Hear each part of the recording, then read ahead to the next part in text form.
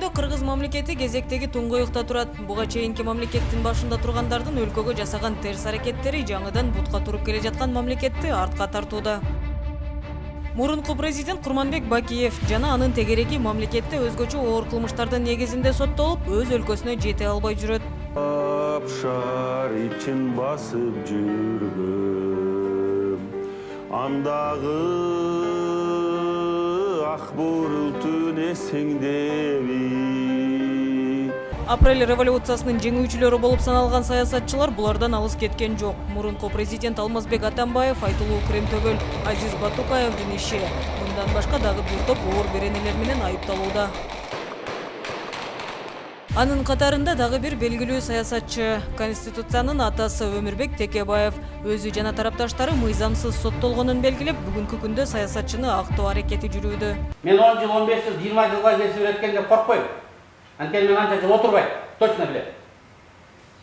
Анча жыл отурбайм. Жооп бере тургандар жооп берет, тарых алдында да, мыйзам алдында да. Мындай соттоолугун жокко чыгара албаган саясатчылар Кыргызстанда абдан көп жана аларга козголгон кылмыш иштеринин ак карасы карапайым элге анча түшүнүксүз. Мурдагы премьер-министр Сапар Исаков Айтылуу ТЭЦ-тин иши боюнча коррупцияга айыпталып 15 жылга соттолду. Биз өткөнгө кылчайдык, ал эми бүгүнкү бийликтегилерди таза деп айта алабызбы? Кыргыз Республикасынын вице-премьер-министри болгондо дагы укук коргоо тармагын көзөмөлдөгөн жана чек ара маселеси боюнча расмий делегацияны башкарган Жеңиш Разаков Тажик Республикасынын мамлекеттик коопсуздук кызматы тарабынан кармалып 3 суткадай алардын колунда болгондугун Жогорку Кеңештин жабык жыйынында мойнуна алган. Жалпыга маалымдоо каражаттарында Баткен облустук ички иштер башкармалыгына берген өзүнүн түшүнүк каты көп жолу чыккан.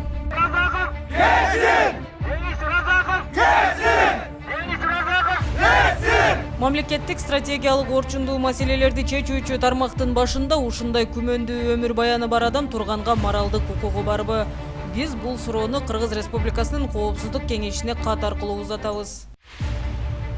Кыргыз Республикасынын Жогорку Кеңешинин депутаты, салмактуу саясатчылардын катарына кирген Төрөбай Зулпукаровго 1997 жылдын 4-ноябрында Бишкек шаардык прокуратурасы тарабынан Кылмыш кодексинин 108 беренесинин 3-бөлүмү, 199 беренесинин 2-бөлүмү, 215 беренесинин 2-бөлүгүнүн негизинде зордуктоо беренеси менен айыпталып, камакка алынгандыгы тууралуу маалымат буга чейин коомчулуктун көңүлүн бурган. Эл өкүлү жана анын тарапташтары бул маалыматты четке кагууга аракет кылып келишет. Ошондуктан Сооронбай Шарипович адилеттүү президент боло алат. Мындай фактылар жергиликтүү бийликте дагы орун алып, Жалал Абад шаарынын мэри Мураталы Тагаев 2004 жылы Кылмыш кодексинин 105 беренесинин 1-бөлүгү менен айыпталып, Ленин райондук соту тарабынан 2 жыл 6 айга эркинен ажыратылган.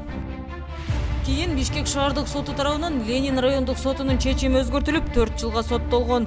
Мураталы Тагаев бул маалыматты ар дайым танып келет. Жыйынтыктап айтканда, Кыргыз бийлигинин жүзү кылмышкерлердин жүзүндөйбү? Эмне себептен өмүр баяны шектүү адамдар кыргыз саясатын калчашы керек? Элдин жооштугунан мындай укуктук башаламандык канчага чейин уланат? Мамлекет башчысына кыргыз бийлигинин кадыр баркынын баасы жокпу?